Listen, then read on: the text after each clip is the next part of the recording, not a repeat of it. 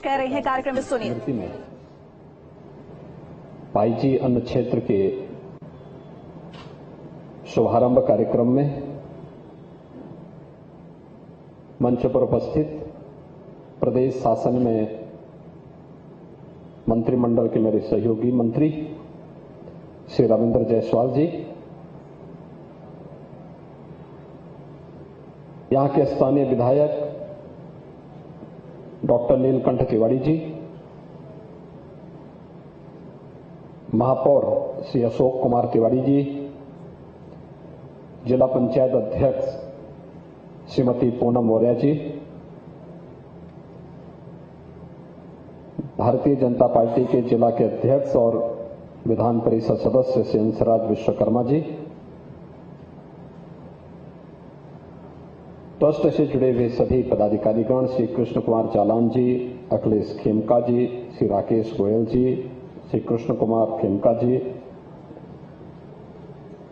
और आप सबके बीच में महर्षि नारद की भूमिका के रूप में कार्य करने वाले महामंडलेश्वर महंत श्री संतोष दास जी महाराज सतवा बाबा और उपस्थित सभी श्रद्धालुजन, उपस्थित भाइयों बहनों, दृष्टिबाधित विद्यालय में सरदेव भाई जी की स्मृति में अन्न क्षेत्र का शुभारंभ होना एक सुखद अनुभूति करने वाला क्षण है। इस अवसर पर भाई जी की स्मृतियों को नमन करते हुए उन्हें विनम्र श्रद्धांजलि अर्पित करता हूं और आप सभी को, इस पूरे ट्रस्ट को हृदय से धन्यवाद देता हूं कि उन्होंने इन दृष्टिबाधित बच्चों के लिए सरदेव भाई जी की स्मृति में इस अन्न क्षेत्र को यहां पर बनाया है। हम सब जानते हैं भारत की परंपरा में, सनातन धर्म की परंपरा अन्न दान को एक पवित्र दान के रूप में लेती है। अन्नम ब्रह्म कहकर के भारत की वैदिक परंपरा ने इसको अत्यंत महत्व दिया है। अन्न को ब्रह्म के स्वरूप के रूप में रख करके इस दान को एक पवित्र दान माना है। इसमें नहीं आपको उदाहरण मिलेंगे कि जिस व्यक्ति ने कभी जीवन में अन्नदान नहीं किया है, इस जीवन के बाद कितने भी अच्छे पुण्य उसके क्यों न हो, उस व्यक्ति को कभी भी जीवन में आत्मसंतुष्टि का भाव पैदा नहीं होता, भले उसको स्वर्ग का राज ही क्यों न मिल जाए। इसलिए अन्नदान की महत्ता को एक भारतीय से मैं ज्यादा और कोई नहीं समझ सकता। और इस संबंध में एक उदाहरण है, आप रामायण में देखेंगे, वहां पर भी आपको अनेक उदाहरण इस संबंध में मिलेंगे। एक पवित्र कार्य हुआ है और वहां पे भी दृष्टिबाधित यहां पे जो बच्चे अध्ययन करते हैं, उनके साथ साथ आने वाले काशी आने वाले श्रद्धालुओं के लिए एक नया अन्न क्षेत्र खुलना एक सुखद अनुभूति करने वाला है। देश के अंदर प्रधानमंत्री मोदी जी ने एक नई दृष्टि दी है। जिन्हें हम पहले विकलांग कहते थे, जिन्हें समाज उपेक्षित मानता था, परिवार के लोग जिन्हें एक प्रकार से त्याज्य कर देते थे, उन्हें दिव्यांग कहकर के प्रधानमंत्री जी ने उनके जीवन को और समाज को एक नई दृष्टि दी है। आज इस संबंध में केंद्र और राज्य शासन के स्तर पर अनेक कार्यक्रम चल रहे हैं, अनेक अभियान प्रारंभ हुए हैं और मुझे लगता है कि ट्रस्ट का एक कार्यक्रम भी इसी से जुड़ा हुआ है, इसी प्रकार का एक अभियान है। वास्तव में इस प्रकार के कार्यक्रम धर्मार्थ संस्थाओं के ही कार्यक्रम बनने चाहिए। हमारे धर्मार्थ संस्थाएं और सामाजिक संस्थाएं समाज के प्रति और राष्ट्र के प्रति अगर अपनी जिम्मेदारियों को ईमानदारी पूर्वक निर्वहन करना प्रारंभ कर देंगे तो फिर समाज में कहीं भी अभाव, दुख और दरिद्रता के लिए कोई जगह नहीं होगी।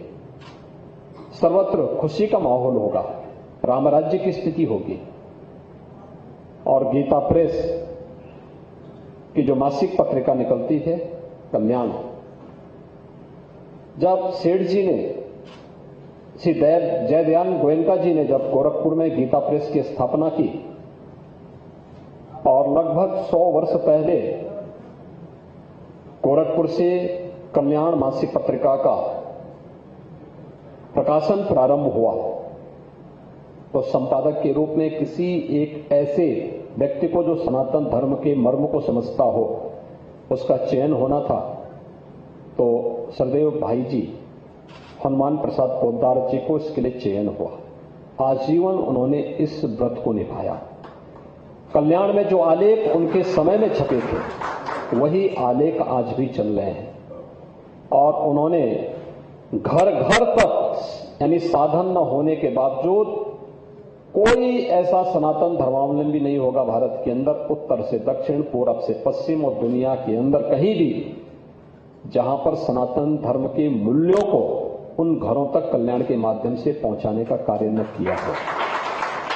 सनातन धर्म की जो सेवा गीता प्रेस के माध्यम से हुई वह अत्यंत अभिनंदनीय और सराहनीय सेवा है और उसी के प्रति धन्यवाद ज्ञापित करने के लिए शताब्दी महोत्सव के समारोह में स्वयं प्रधानमंत्री जी गोरखपुर गीता प्रेस के कार्यक्रम में आए थे। कार्यक्रम का शुभारंभ देश के राष्ट्रपति जी के द्वारा हुआ था। यानी यह अपने पूर्वजों के प्रति और विरासत के प्रति कृतज्ञता ज्ञापित करने का, सनातन धर्म कृति के प्रति कृतज्ञता ज्ञापित करने वाला है। किसी ने कुछ कार्य किया है उसके प्रति कृतज्ञता ज्ञापित करने वाला जो धर्म है वही महान धर्म सनातन धर्म है। और सनातन धर्म हमें हमेशा अपने पूर्वजों के प्रति, अपनी परंपरा के प्रति, अपने महापुरुषों के प्रति, समाज के लिए योगदान देने वाले उन सर्वैव महापुरुषों के प्रति सदैव कृतज्ञता का भाव व्यक्त करने के लिए प्रेरणा देता है। आज उसी कृतज्ञता को ज्ञापित करने के लिए हम सर्वदेव भाई जी को स्मरण यहां पर कर रहे हैं।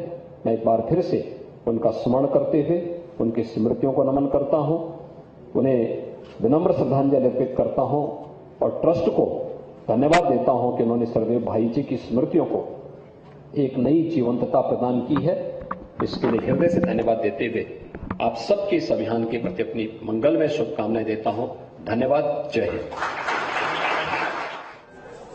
तो बता दें कि मुख्यमंत्री योगी आदित्यनाथ कार्यक्रम में मौजूद रहे, जिन्होंने कार्यक्रम को संबोधित किया और पूज्य भाई जन्म क्षेत्र कार्यक्रम को संबोधित करते हुए कई बातें भी कही।